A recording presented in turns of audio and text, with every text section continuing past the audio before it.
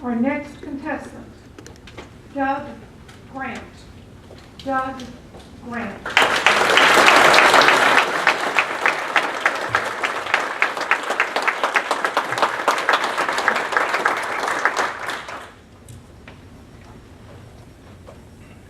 What a great kickoff to the conference.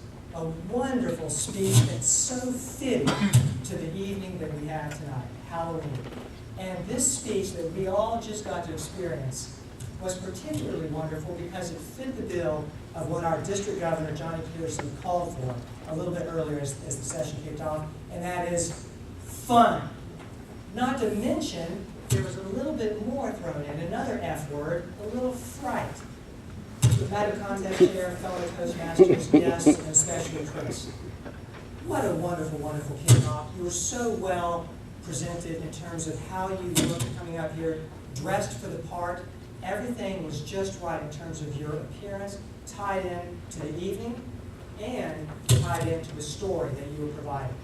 I thought that was very effective, and I want to share a few things that I really liked about your speech, and then I'll share a few areas that I think you could improve upon.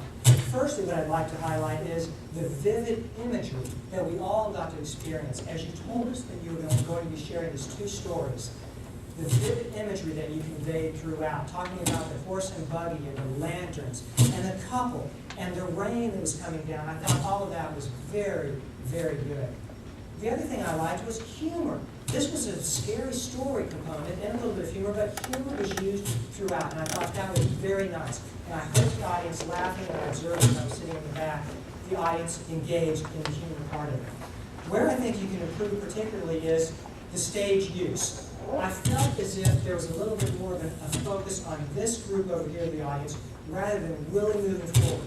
That's not to say that you didn't use the stage, but in a story like this, there are so many powerful opportunities to move all over the stage, especially when you're talking about the timeline. There's a little bit of usage of timeline, but I think that when you talked about going back 100 years further, there was a tremendous opportunity to bring in the timeline component there. The other area that I would suggest a little bit of improvement could be brought in is greater drama.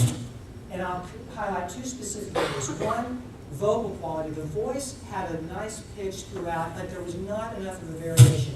In the context of a story like this, bringing more variation would be more powerful, more engaging to the audience at various points as you're communicating certain phrases and ideas.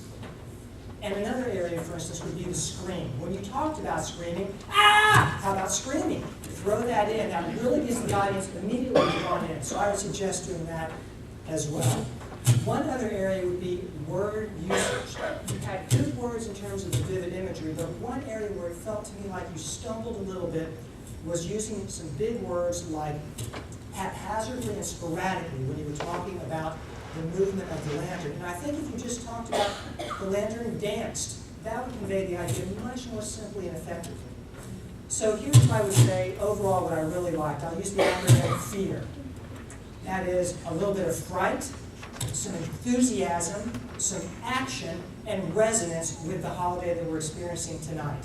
In summary, you did a great job, vivid imagery, humor, just a few key points to focus on, and you'll have a frightfully fun night and have a great time this weekend. Thank you very much.